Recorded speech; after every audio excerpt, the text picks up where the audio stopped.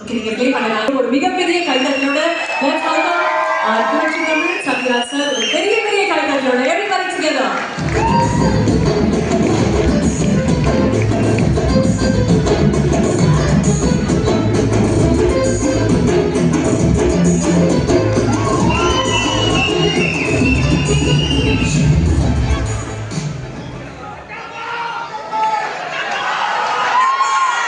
யாருடைய காரணமாக இருந்தாலும் அதை தீர்த்து வைப்பதுதான் தந்தையின் கடமை. எந்த படம்? நிறைய புரட்சி தலைவர் ரசிகர்கள் வந்திருப்பீங்கன்னு நினைக்கிறேன். எங்க வீட்டு பிள்ளை வாத்தியாரா நடிக்கிறது எனக்கு ரொம்ப சந்தோஷம். தம்பி ஞானவேல் ராஜா, தம்பி கலையுலக மார்க்கண்டேயன் சிவகுமார் அவர்கள் அண்ணன் சொன்ன அடிச்சு போடுவாங்க. நீங்க சின்ன பையனா இருக்கிறீங்க, இவ்வளவு நான் எப்படி அண்ணன் சொல்றது? நலன் குமாரி சார்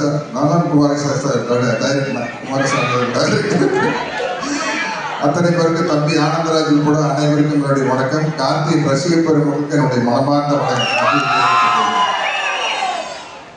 பாருங்க, நான் தீவிர வாத்தியார் ரசிகர். நான் இந்த படத்தில் வில்லன். தம்பி ஆனந்தராஜ் வந்து வாத்தியார் ரசிகராக நடிச்சிருக்காரு. கேட்டார், நான் டைரக்டர்கிட்ட கேட்டு அதை ஓபன் பண்ணலான்னு சொல்லிட்டாரு.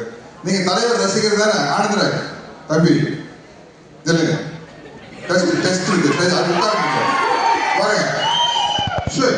நான் சொல்ற டயலாக் எந்த படத்துலன்னு சொல்றேன். வளர்த்தாங்க இந்த நிலத்தாய், எனக்கு சோறு ஊட்டி வளர்த்தாங்கடா. இந்த தாயை விட்டு கொடுக்குற அளவுக்கு நான் கோழை இல்லடா. ஒரு குழி மண்ணுக்காக எந்த தியாகத்தை பண்ணக்கூடிய பரம்பரையில் வந்தவன்டானா. ரே 100 என்ன 1000 என்ன லட்சம் பேர் ஒன்று கூடி படையெடுத்து இருந்தாலும் இந்த இடத்தை விட்டு பிரிக்கவே முடியாதுடா.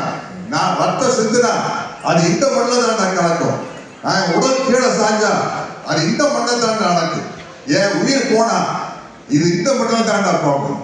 ஆனா அந்த நேரத்துல நான் எழுப்ப போகும் உரிமை குரல் இங்க மட்டும் இல்லை, எங்கெல்லாம் உழைக்கிறவன் இருக்கிறானோ, எங்கெல்லாம் அவனுடைய வேலை தொழில்கள் விழுதோ, அங்கெல்லாம் என்னோட உரிமை குரல் உழைச்சுக்கிட்டே தான் இருக்கும். அது சொன்னதுல உங்களுக்கு பாதி பேர் கிடைச்சிருக்கு. உரிமை குரல் உரிமை குரல்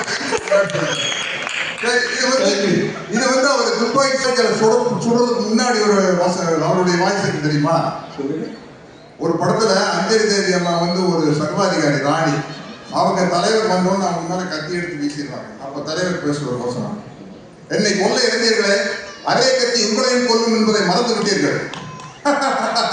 குறிவைத்தால் தவற மாட்டேன், தவறுமானால் குறிவைக்க மாட்டேன். வழிமுறை இழந்தது மகாராணியை வீழ்த்துவது சுலபம் என்பதற்கு அதிகமாக. ஆனால் ஆத்திரக்காரன் அல்ல கரிகாலன். அவன் கேட்கும் நீதியை நின்று நிதானமாகத்தான் கேட்பான். இது மகாதேவி வறுமையோடு அழைப்பு